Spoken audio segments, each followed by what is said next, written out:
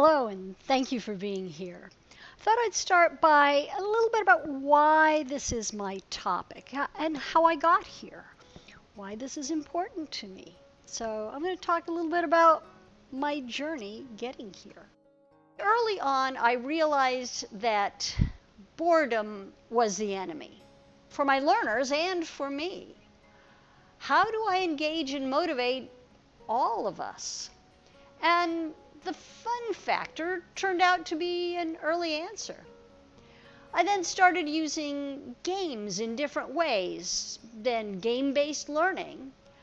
Lately, it's been gamification that's been very attractive for me. And right now, what I'm really asking about is the psychology of it. And thus my topic. Teaching with play, games, game-based learning, and gamification. And I'm delighted to be able to share this topic with you. We're going to talk now about our journey, a quick overview of where we're going. I'll talk about free play and gameplay, some similarities and differences, motivation and the psychology involved in games, different types of activities, games, game-based learning, and gamification, some classroom resources for those three types, and end with an overview of paths and goals. Let's start by talking about play. Everyone plays. A great many animals do as well. I'm sure you've all seen the kittens and puppies on the internet. But it's not just kittens and puppies. This is my son's dog, and Atlas was a full-grown dog when he was playing with the laser light, and with thanks to my daughter-in-law for this clip.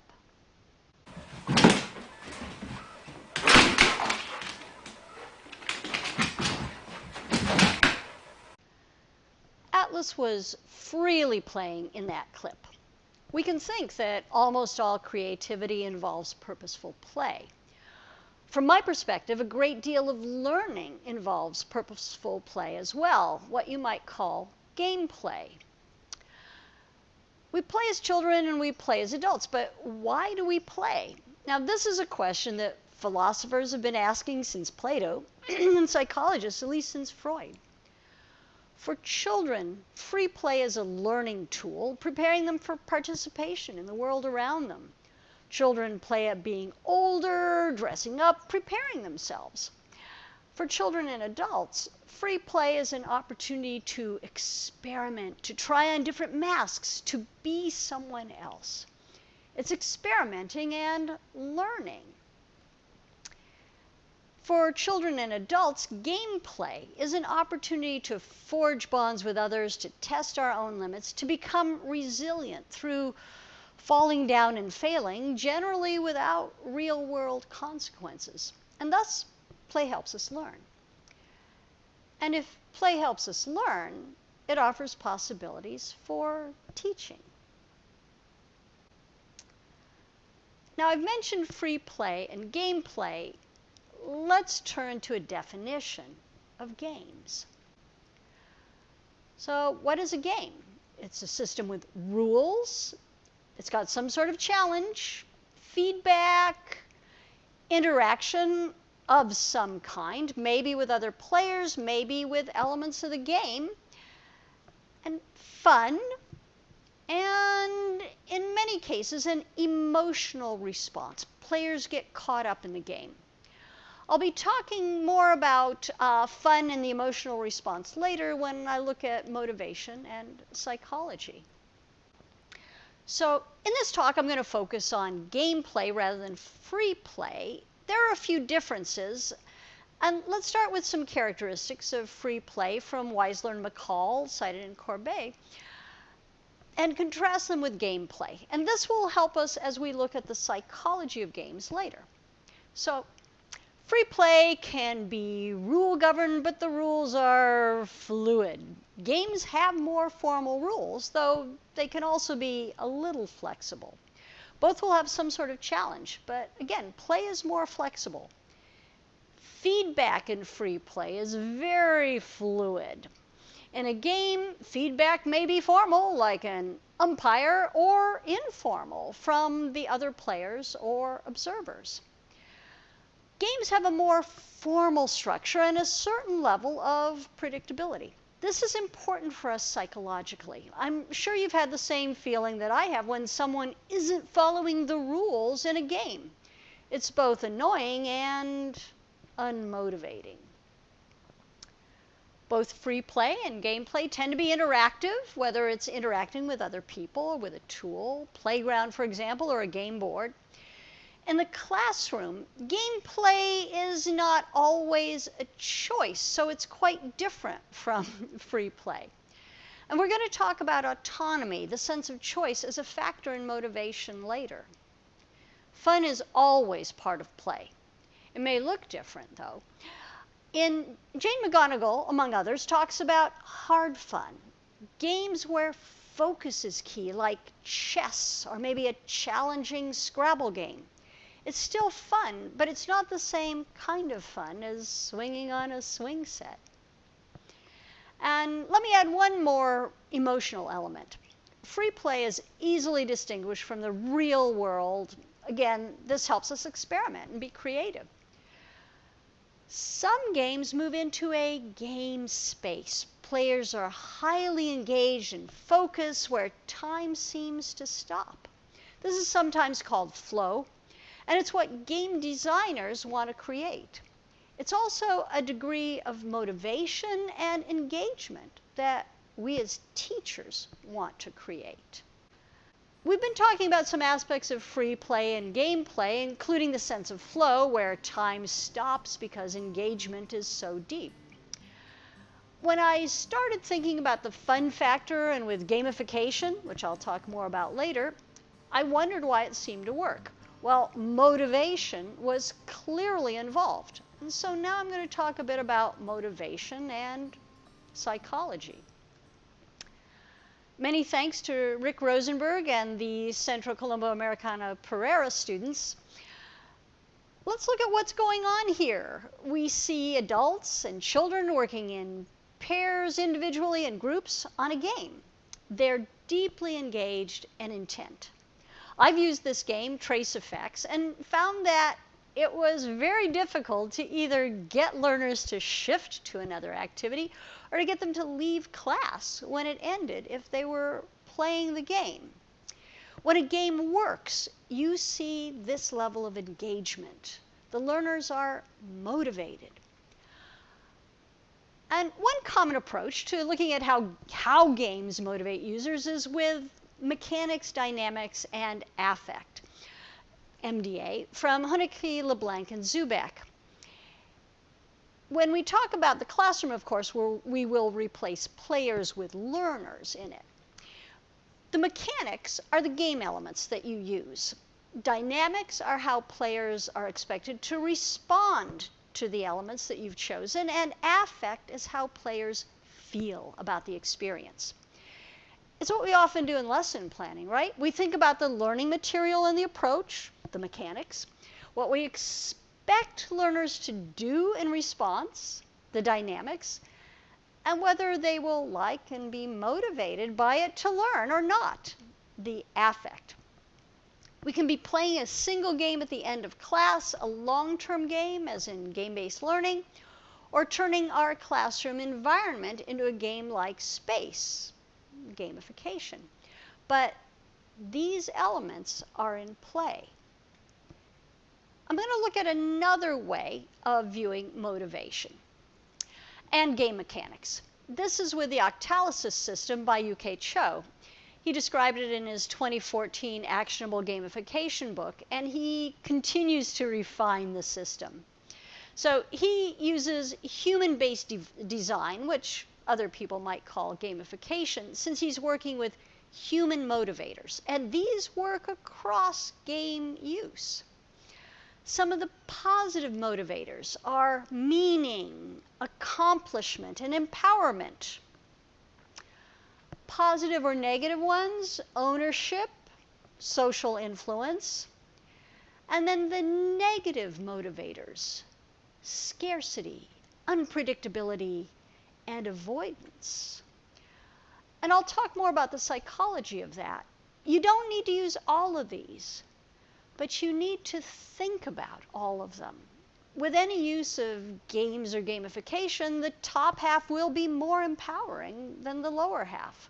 The lower half is what Cho calls black hat gaming mode. These negative influencers may be okay in a game, but they're not okay in a classroom where you want everybody to feel included. It takes attention to detail to get the right outcome. Maybe not quite that much attention to detail, but the details count. Doing it right is more than just adding a few games or using points, badges, and levels. Let's take a deeper look at motivation now. Studies of motivation from the 1980s on by Deci, Ryan, and others focus on self-determination theory, SDT. Self-determination theory posits 3 basic human needs that must be met in order to be motivated, especially over the long term. The first is autonomy, the sense of feeling in control. The next is competence, the sense that you're building skills and mastery. Relatedness, the feeling that you're connected to others. And an activity that incorporates autonomy, competence, and relatedness should be motivating. And it usually is. So let's look at a few aspects of games now, keeping in mind how motivation might be in play. We'll be examining games, game-based learning, and gamification. We all use games in our classrooms, right? We use games to motivate learning, to make some forms of learning more palatable. I remember when I was starting out and we had computer games like Word Attack and Grammar Mastery. How much more interesting it was to do memorization level work when you were blasting vocabulary and testing your skill in grammar. Students liked typing in their name and getting "Great job, Maria," or "Try again, Angela." Now, apps do the same thing. Let's come back to self-determination theory here. When learners are making choices with these and other games, they have autonomy.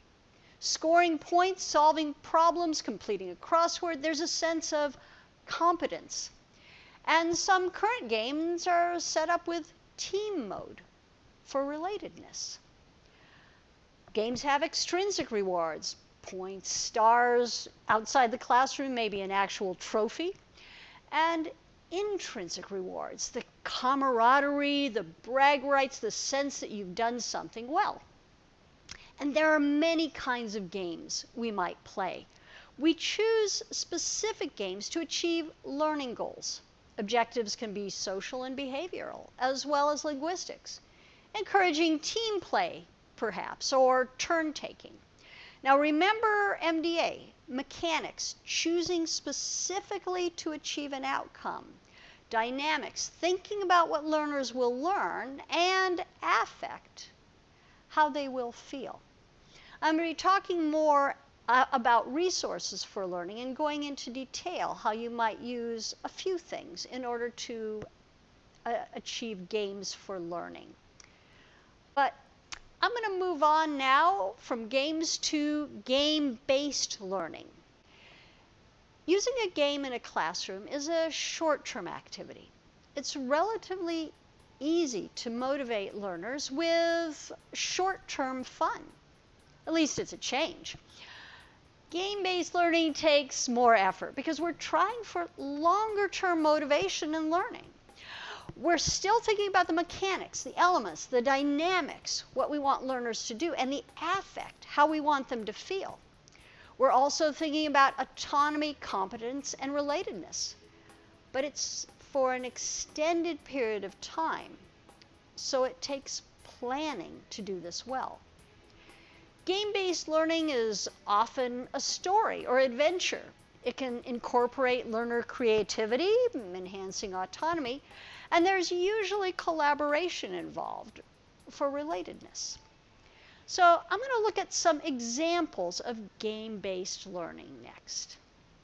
This Trace Effects is a computer game that was created by the U.S. Department of State for English language learning, and I'll talk a little more about it in the resources section as well. With this type of game-based learning, students are building language skills over time. The story progresses over different chapters. Each chapter has goals. The key to making it game-based learning is to plan the learning objectives in advance and to include follow-on activities, either in class or outside. If it's not linked to the classroom, then it's an add-on. And as we have all probably noticed, optional add-on activities that are never discussed in class may not get done, and that's certainly been my experience. So making that connection to the classroom, especially when you're doing this longer range game-based learning, is especially important. Another type of story is create your own adventure. It's a story with choices. There's a fun element. You don't know for sure what's going to happen, and because there are different choices, there are multiple possible storylines. You're making choices, you're seeing a conclusion from the ending, you're often working with others, or at least explaining to others what happened in your version of the story. And once learners understand how this works, they can create their own stories for each other, further extending the learning. The third type of game-based learning that I'm going to talk about after long stories, create your own adventures, is task-based game-based learning. And Minecraft is one example of this. You start with a space to build on, and you add different pieces to create a world. The teacher can have created a lot of it ahead of time and then give learners tasks to do within the space, things to find, puzzles to solve, things to build. Jeff Kuhn talks about preventing a zombie attack, for example. This type of game space where the teachers and learners create the world is very flexible and a great long-term project. And one thing you may notice with task-based, game-based learning is that there are many similarities to project-based learning. Learners have goals and resources, and they create projects that take several classes to complete, and they end up with something that they can show others. We've talked about games and game-based learning. Then there is gamification. The use of game elements in non-game contexts. This is not a game. This is not using games.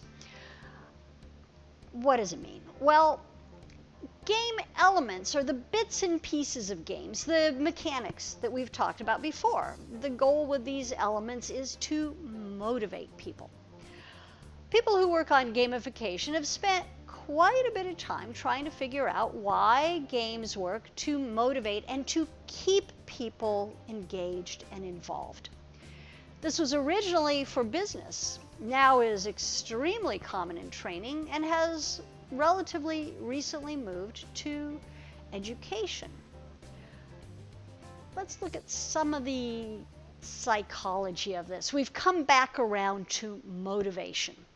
So businesses are always trying to figure out what motivates people to shop and keep shopping. Most of us are probably ensnared by it. Have you gotten points as a frequent shopper for being regularly at a specific store, like your grocery store? Maybe a place that offers stars. And then there are levels too. It's not hard to achieve gold in Starbucks, I have to say. And then you can think about airlines and levels and badges. If you fly certain airlines enough, you get a free luggage tag. This is not only showing your level, it is an actual badge that lets other people see that you've achieved this level of status, if you wish to. Now, Gamification, of course, has a lot of points, badges, and levels, and these last two badges you might recognize. It's my TESOL getting into the act too. The idea behind all of this is to motivate people and keep them motivated to do something, whether it's to shop, buy airline tickets, or post into a discussion board. In education, gamification doesn't mean using games, as I said before. It means making the learning environment in your classroom more like a game. It uses several elements. It uses game-based mechanics, aesthetics, the way it looks and feels, and game thinking to engage people, motivate action, promote learning, and solve problems. Okay, so what does this mean? Game-based mechanics, aesthetics, and game thinking. And how does gamification engage people, motivate action, promote learning, and solve problems? Well, let's take this apart. Let's start with what are game-based mechanics. As teachers, we already do a lot with game mechanics, though we don't call them that necessarily. We have onboarding, making it easy to get started successfully and adding challenges later. We use team play, group work, and competition. We have challenge, though we don't call the challenges quests like in gamification. We could.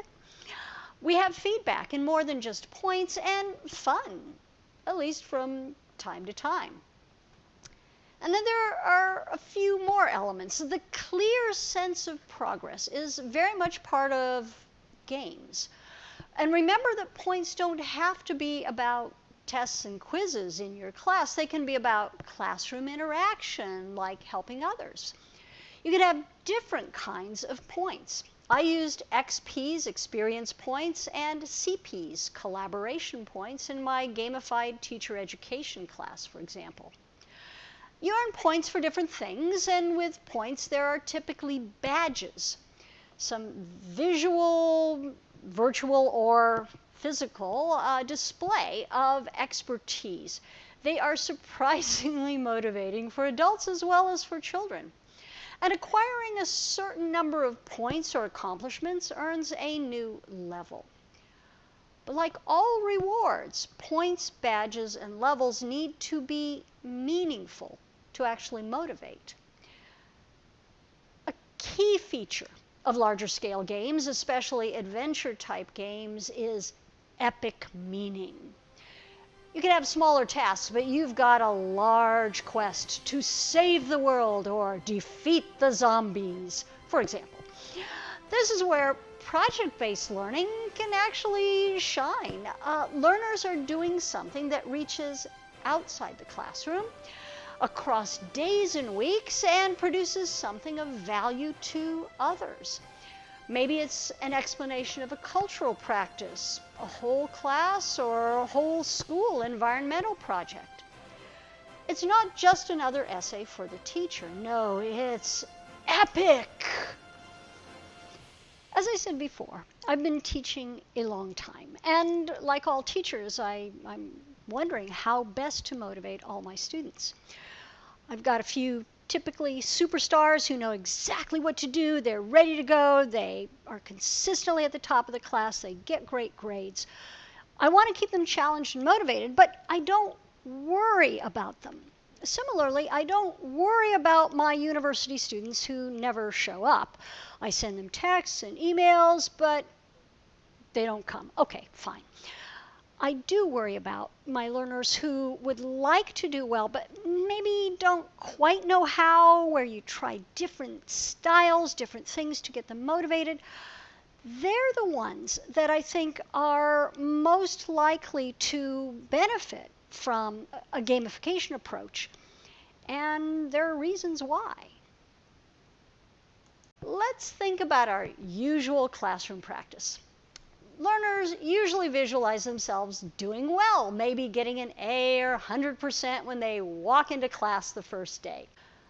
Unless they're one of the class superstars, every quiz, every homework assignment, every test that's not perfect drops their score.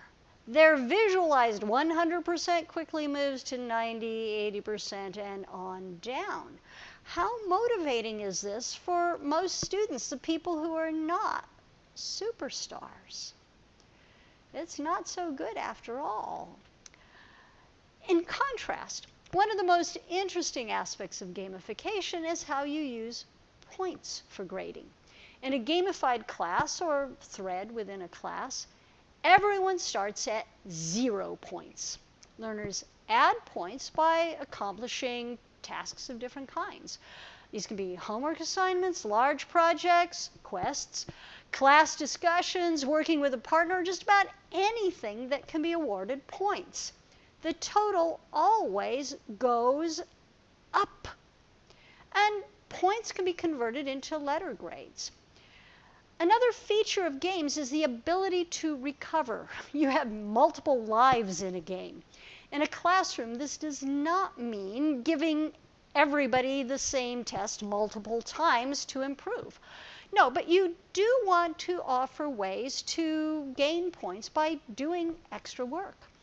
It's the ability to recover, to catch up, that makes the gamified class especially powerful for weaker learners. The points motivate them to do more and do better. And if you're thinking about differentiated instruction, this fits perfectly with that concept as well. Before I go on to more on the psychology of all this, let me stop and make a quick note about leaderboards. Leaderboards are the lists that show high scorers, maybe names and points. They are problematical. You remember the superstars who don't really need motivation. They do well no matter what. They can figure out how to succeed.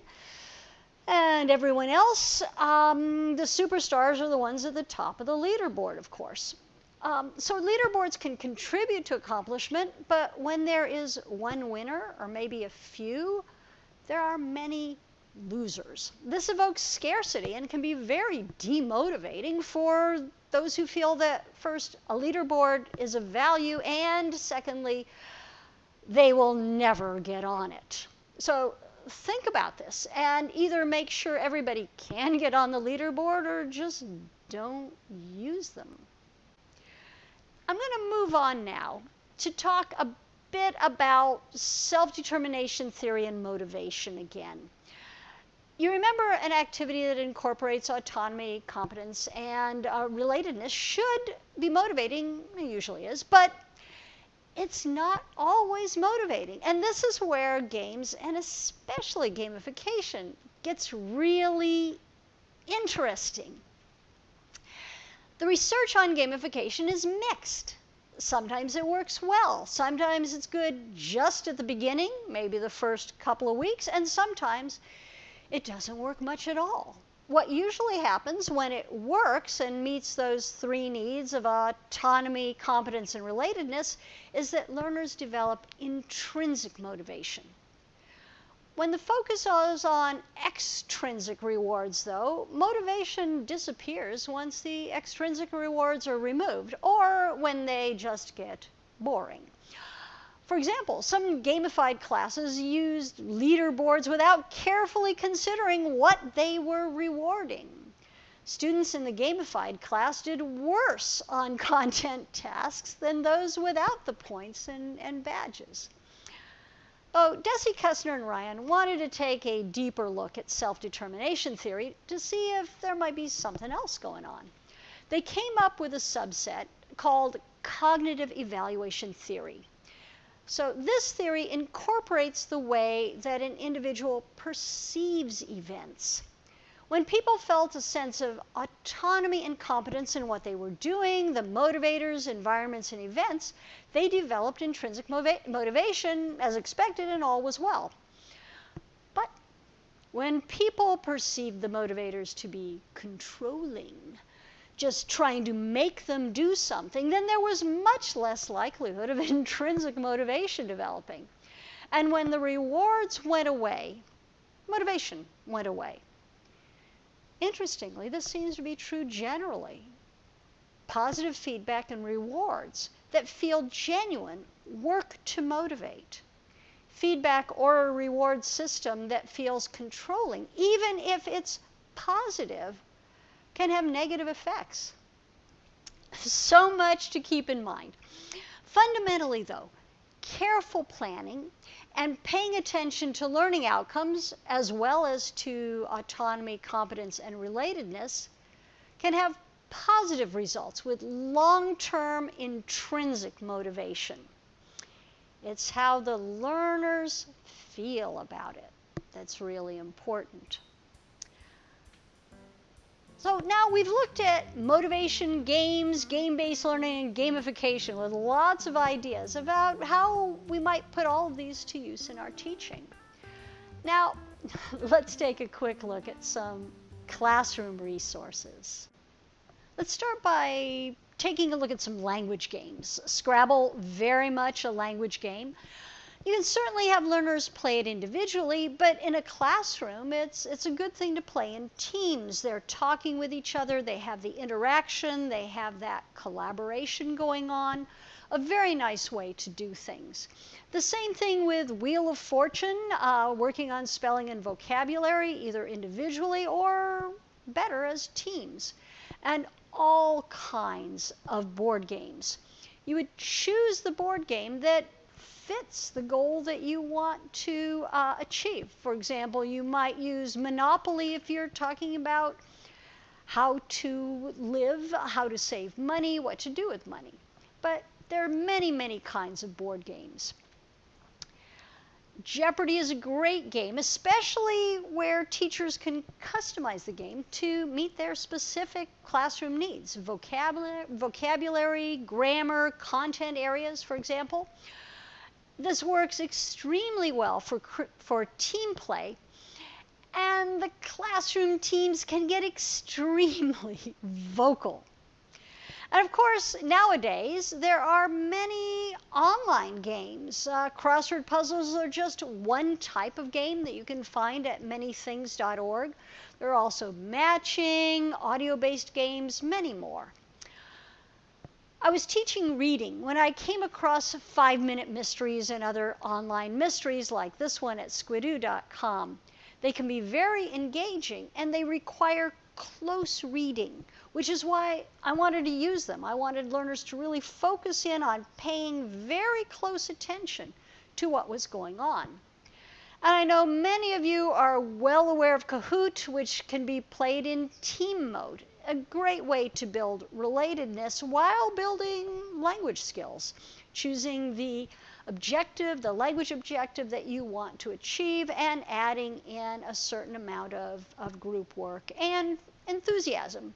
This is another one where people don't want to stop because it's so much fun. A very different type of game. There are a number of games available that help raise awareness of social issues and that promote positive social change. Jane McGonigal talks about and has created several games for change. They can be extended in a great many ways and perhaps serve as the basis for project-based learning. If you search for games for change or games for a social purpose, you'll find more of these. This is My Life as a Refugee, sponsored by the UN High Commission on Refugees. Way is about communication between two people who do not share a language and how they learn to communicate. And Spent is a way to raise awareness of people living without enough to live on. It challenges the user to see how they do trying to live with a very limited amount of money. So these are all games that you can play for a shorter or longer time in the classroom. To go back to game-based learning options, I talked about trace effects before. It holds a special place in my heart because I was on the team that helped design the game, and I helped write the script along with Elizabeth Hanson Smith. As I said before, created by the U.S. Department of State for English language teaching.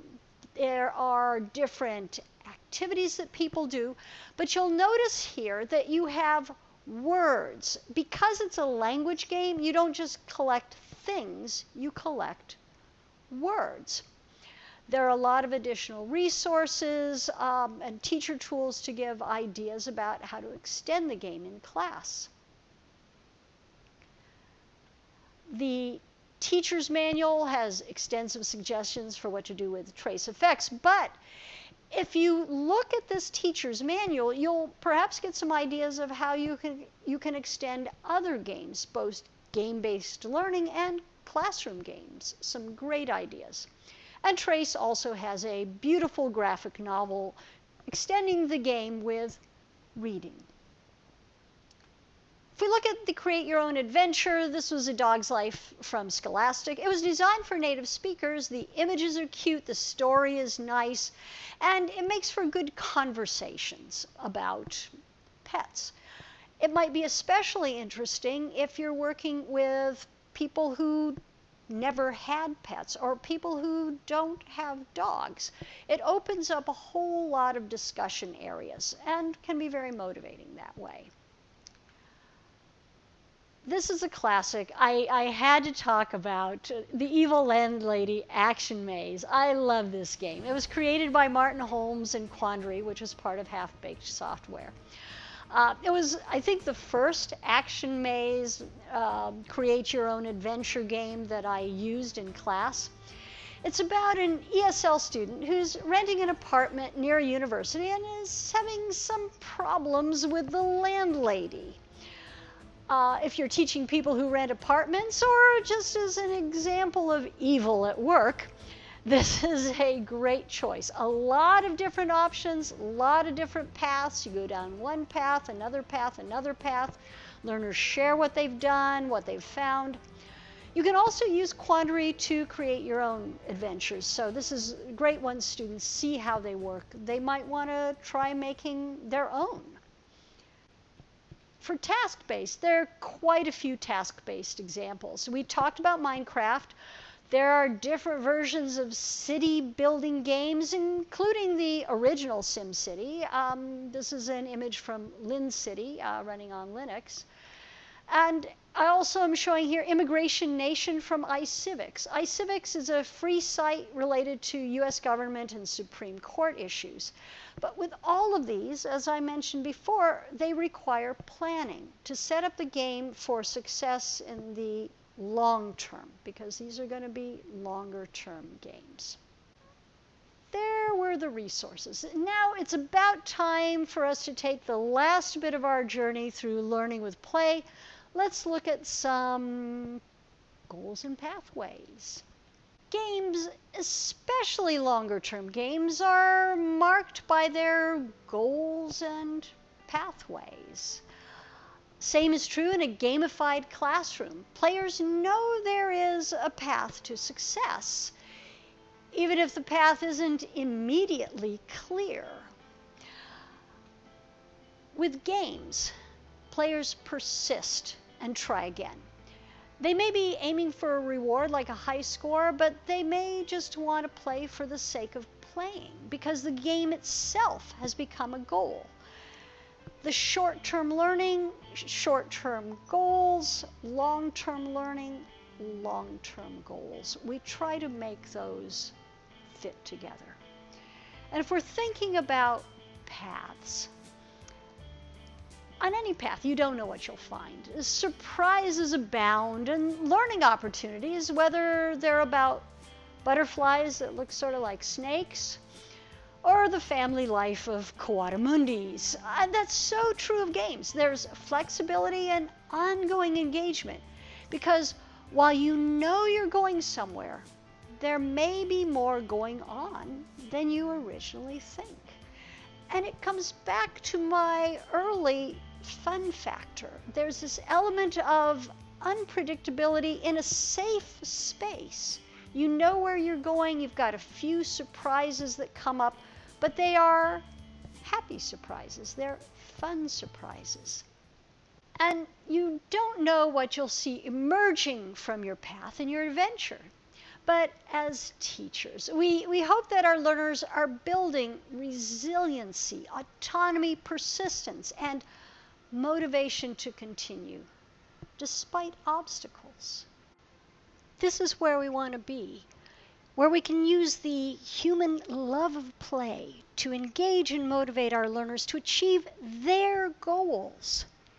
Then we can say that for us as teachers, the game that we have played to help our learners will have worked. Game on. Thank you. Again, I'm Dr. Deborah Healey. You can see my email here. I have many resources, including things related to trace effects, at my website, deborahhealey.com.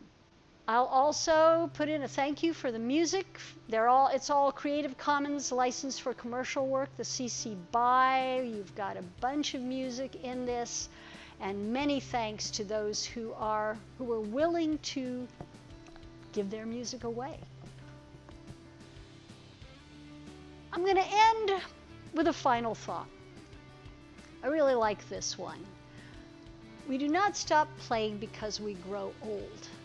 We grow old because we stop playing. I hope you'll keep teaching with play and letting your learners learn with play. Thank you.